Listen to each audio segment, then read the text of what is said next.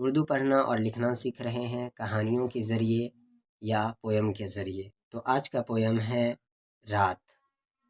रा आ ता खींचकर रा को ता में मिला देंगे। ता में क्यों मिलाएंगे?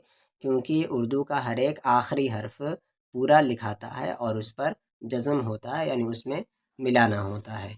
तो पोयम है रात। स्टार्ट करते हैं। दाल के साथ ए वाली या दे, और ये एक हर्फ है खा।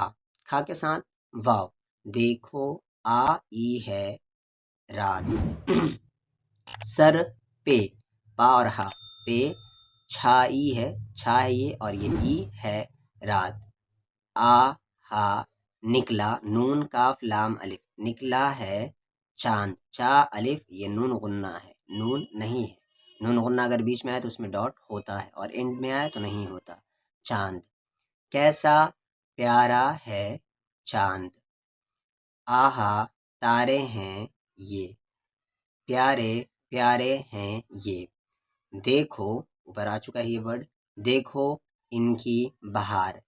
ये चमक, ये निखार, नून पर जेर है, खा के साथ आ और रा।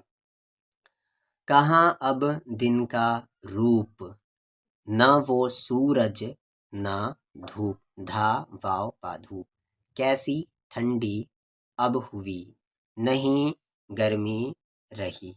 इस चैप्टर का क्वेश्चन आंसर नेक्स्ट वीडियो में करेंगे इंशाल्लाह।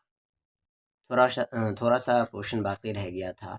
अब तो आई है नींद, नून या नून गुन्ना दाल, नींद। सबको भाती है नींद, लेटें बिस्तर पे अब, सोएं हम पढ़ के सब। उठे, अलिफ ठा ए वाली या नून गुन्ना। अब देखें नून गुन्ना में डॉट नहीं है क्योंकि ये एंड में आया है। उठे होकर मगन, मीम गाफ नून, जाए सारी थकन, जाए सारी थकन। पहला हर्फ यहाँ पर था है और काफ को नून में मिलाएंगे तो यहाँ पर ये चैप्टर एंड होता है।